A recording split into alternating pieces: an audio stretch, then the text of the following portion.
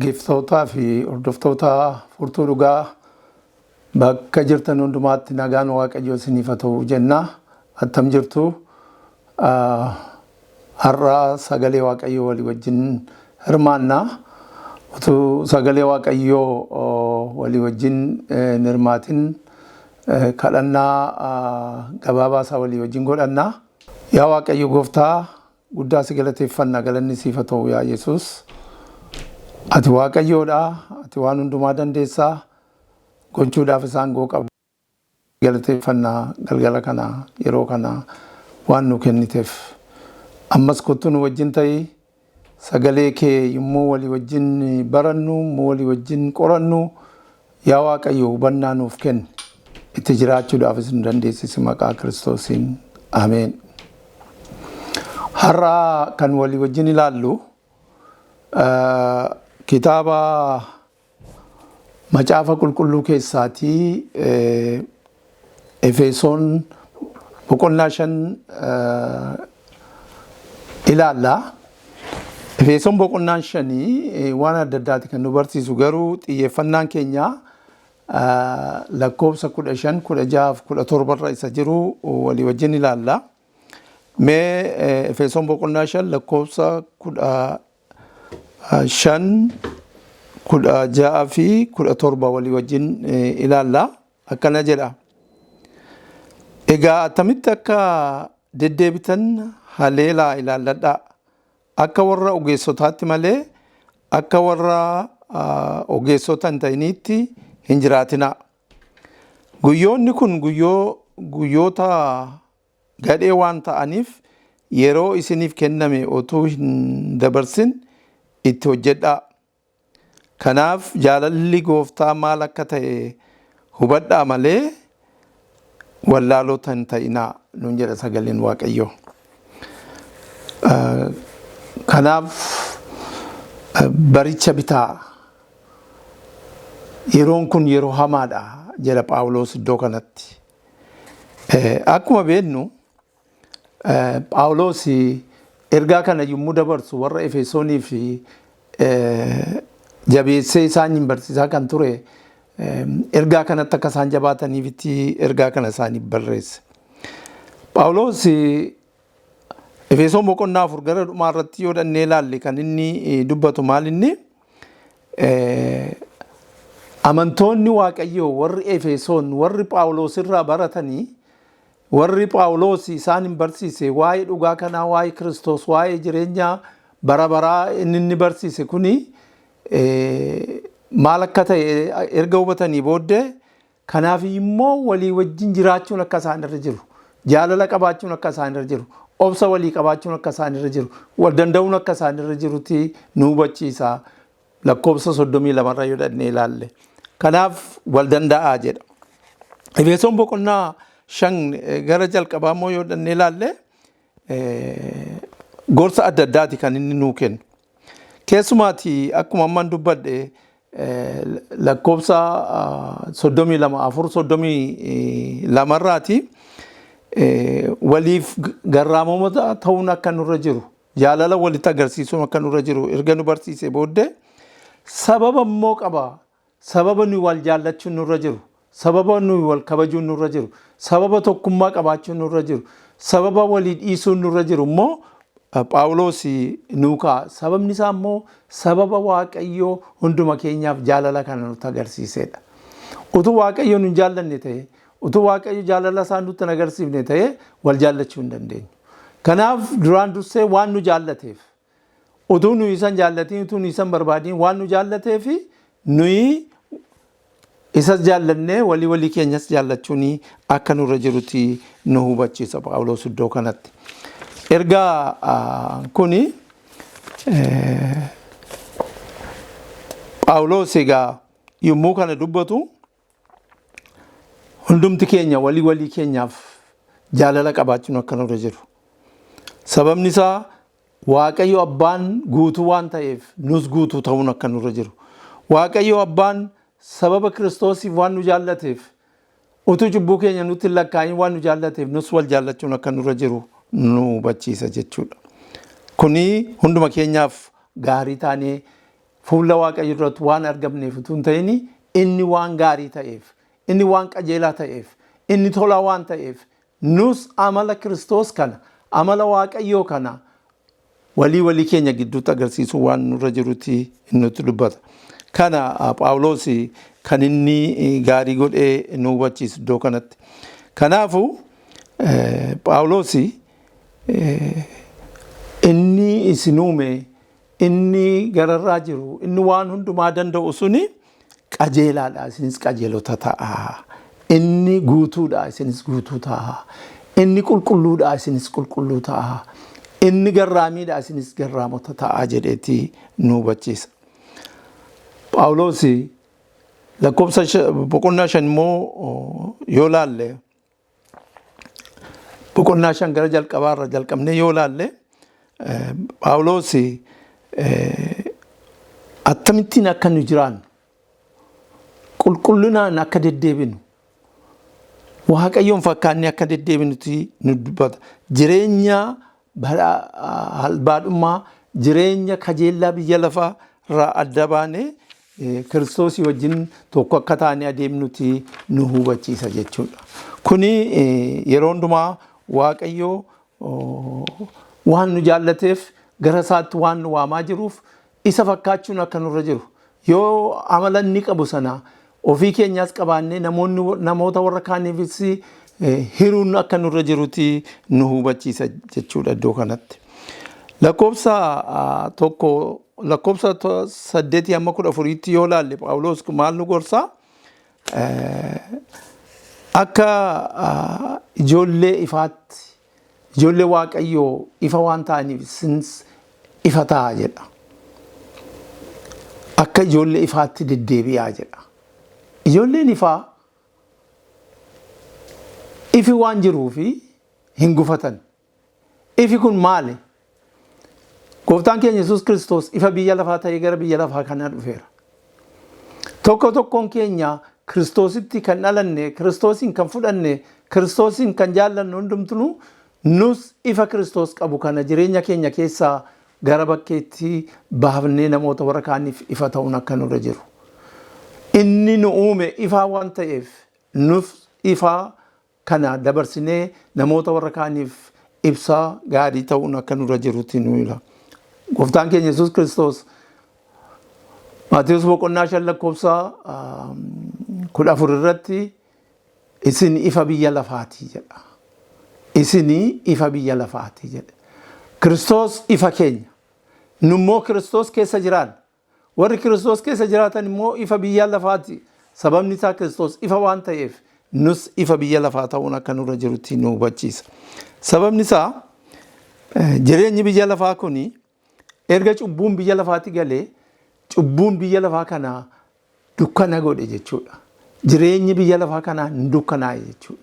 Namni abboommii waaqayyoo dhiisee, jaalala waaqayyoo dhiisee, karaa waaqayyoo dhiisee, karaa mataa isaatii irra deeme dukkanatti seene jechuudha. Kanaaf dukkana kana keessatti ibsaa taanee akka nu dhaabannuti waaqayyo gooftaan hunduma keenya nu hubachiisa jechuudha.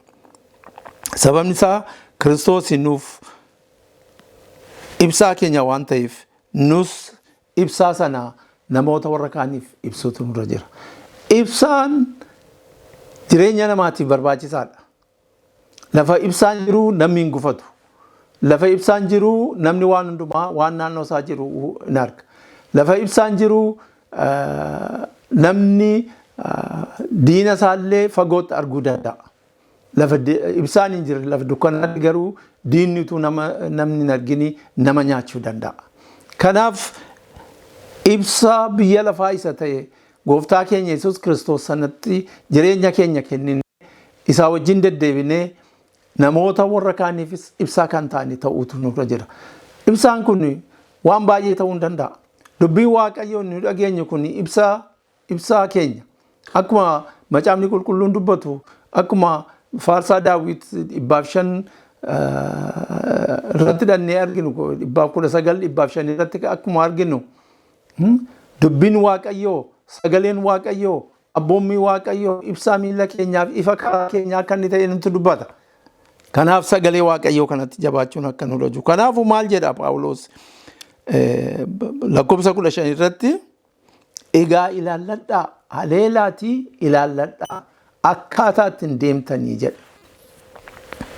Namni dukkana keessa deemu akkamittiin akka ejjetu ilaallachuu qaba. Eeggachuu qaba. Biyyi lafaa kun biyya dukkanaati. Biyya cubbuudhaan guutteedha. Biyyi yeroo nu gara bitaa keenya ilaallu wanti nu arginu wanti nu dhageenyu waan dukkanaati. Immoo gara mirgaa keenya ilaallu waan dukkanaati. Fuulli duraa fi duddi duubi keenya waan dukkanaati.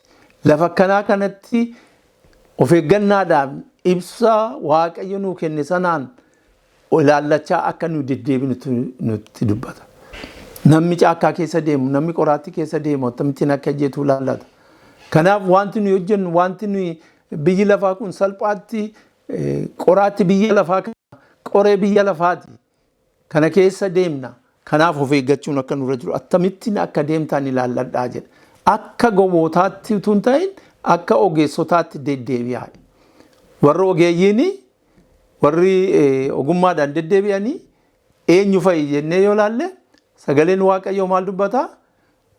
Akkuma hundumti keenya beennu Waaqayyoon sodaachuun jalqaba ogummaati jedha. Namni warri Waaqayyoon sodaatan warri akka Waaqayyoo jiru amanan warri Waaqayyoo wajjin tarkaanfii isaa godhatan warri isaa wajjin deddeebi'anii kuni ogummaa Waaqayyootiin jiraachuudha.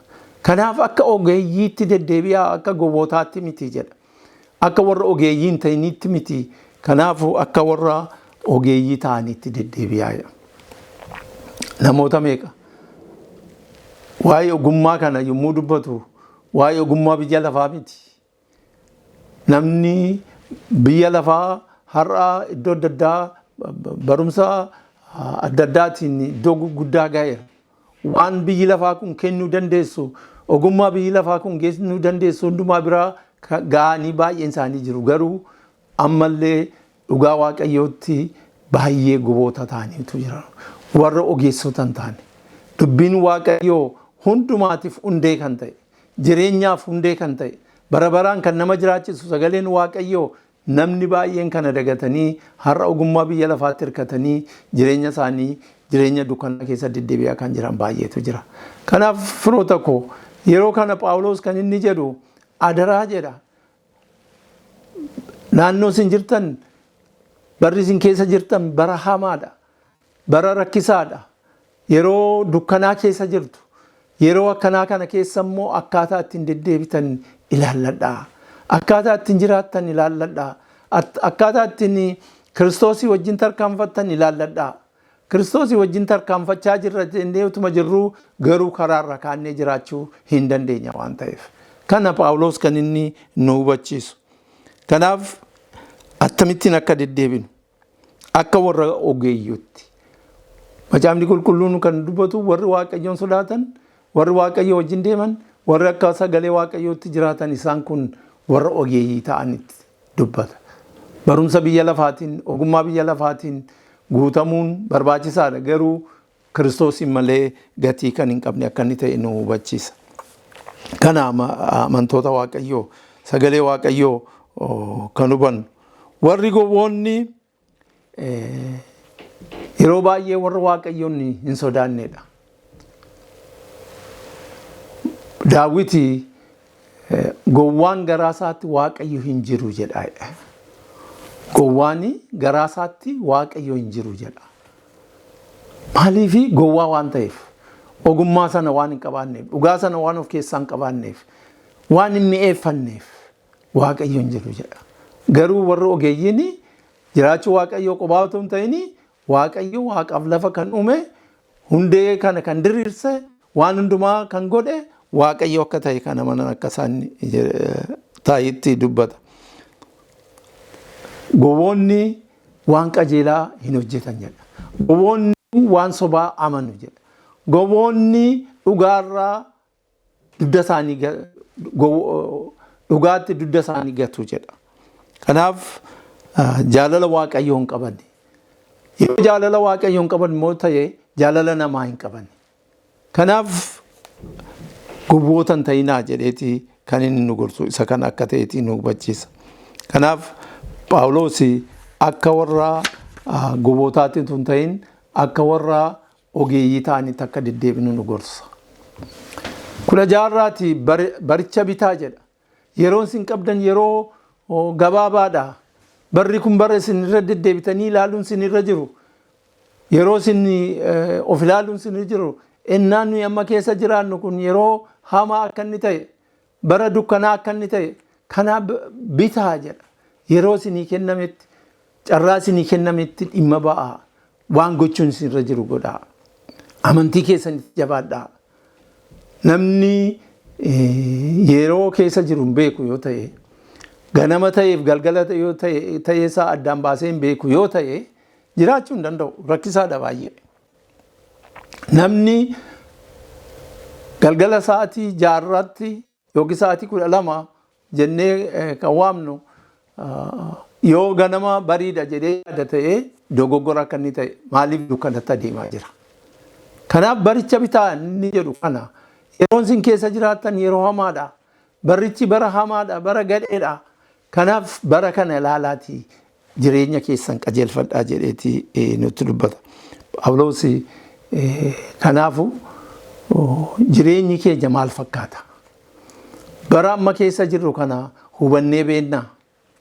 Yeroo nuyi qabnu kuni gara dhumaatti akka inni dhufe, barichi raawwatatti akka inni dhufe, seenaan addunyaa kanaa gara raawwachuutti deemaa akka inni jiru, baay'ee gara dhumaarraa gara fiixee isaa gara dhumaarra akka jirru hubannee beennaa. Yoo kana beenna ta'e yeroo bara keessa jiraannu kana xiinxallee ilaaluutu nurra jira. Xiinxalaatii ilaalaa jedha. Kanaaf amantoota Waaqayyoo akkaataa ittiin deemnu kana, akkaataa ittiin deddeebinu kana gaarii goonee hubannee deddeebi'uunii fi itti jiraachuun tokko tokko keenyaaf barbaachisaa akka inni ta'eeti nu hubachiisa. Kanaaf jireenyi keenya maal fakkaata? Eessa jirra? Yeroon dhumeera. Bara dhume kana keessaa eessa dhaabattanii jirtu? Warri dhugaa qabdan, warri dhugaatti amantanii, warri dhugaa wajjin tarkaanfataa jirtanii eessa jirtu? Barri dhumeera. Ilaalladhaa jedha Phaawulos. Ilaalladhaa akkaataa ittiin deemtan. Yeroo mana Waaqayyoo keessa tarii umurii keenya guutuu jiraanne irra ta'a. Garuu yeroo dhumaatti tarkaanfiin keenya inni dhumaa maal fakkaata? Tarkaanfiin keenya inni dhumaa Kiristoosii wajjin yoo ta'uudhaa baate dhumni keenya du'a ta'uu danda'a. Kanaaf amantoota, kanaaf dhaggeeffattoota bakka jirtan hundumaatti yeroo kana kan isin dubbataa jirru, yeroo nuyi keessa jirru kun yeroo hamaadha. Barri nu keessa jirru kun bara dhumaati. Yeroo Kiristoos dhufuu jala ga'eedha. Yeroon isaa guyyaa isaa hin beeknu, barri isaa garuu bara dhumaati. Wanti mallattoon nuu kenname hundumtuu raawwateera, raawwatamaas jira. Maatewos 24 keessatti kan nutti dubbatame wanti hundumtuu gara dhumaatti dhufeera. Kanaaf yeroo kana maal godhaa jirra? Ka'aa dammaqaatii Kiristoosin gammachuudhaan eeggannaati. Kan akka goonuuf Waaqayyoon nu gargaaru.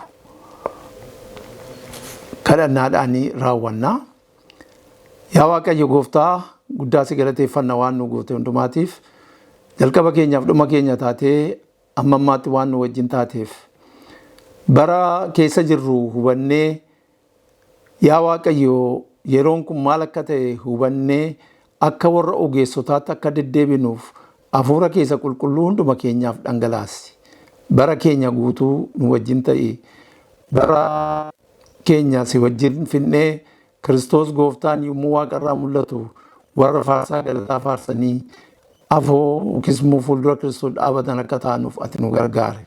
Maqaa Gooftaa keenya Yesuus Kiristoosiin. Ameen.